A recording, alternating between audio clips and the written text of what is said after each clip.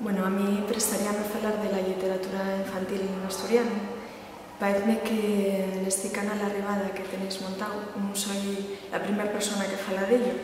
que ya falara polo menos Miguel Rojo, lo cual me presta mucho porque, bueno, hai un autor que podría falar prácticamente de cualquier cosa e que fale de literatura infantil. Yo creo que hai unha cosa moi positiva e que un pouco, bueno, que deixa un pouco, amosa un pouco el camino pol que va agora la literatura infantil, que se está dando cierta importancia, e a mí eso me parece moi positivo, ¿no? Aparte, los dos libros de los que faló, que son los dos últimos libros de literatura infantil que sacó él, parecen que son un pouco el paradigma de ese xiro, de ese camino que se está tomando, como digo, moi positivo, ¿no? Dos libros con dos textos moi originales, moi prestosos, e envueltos en un paquete e en unha edición que lle é así na mesma moi prestosa, ¿no? Yo creo que sigue el camino que está tomándose en todas las literaturas infantiles de otros sitios del Estado, pero también a nivel internacional, y que es el camino por el que tenemos que tirar, ¿no?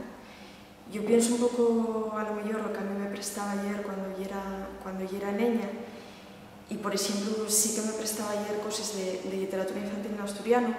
Por ejemplo, prestaba mucho, bueno, pues La bruxa pomarina y el dragón maragato, ¿no? Sobre todo por el texto,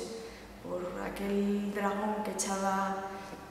xelado de tutti frutti, e eso, bueno, y era moi sorprendente para un niño, ¿no? Pero evidentemente había otros textos que me gustaban más porque me resultaban mucho más llamativos, como, no sé, otro libro de cabecera podría ser el de Los tres bandidos, que aparte reeditos hai pouco. Entonces, bueno, no tanto como escritora, sino como lectora de literatura infantil, que gasto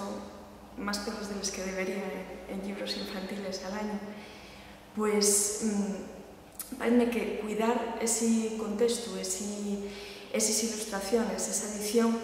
es tremendamente importante, porque al final cuando te enfrentes a un libro infantil, enfrenteste a una obra de arte, entre comillas, no solamente por el texto, sino también por las ilustraciones, y al final lo que estás generando es un gusto estético a todos los niveles, ¿no? Entonces, bueno, yo creo que la literatura infantil en asturiano se decatara ya de eso y una cosa muy positiva, y espero que sigamos por ese camino.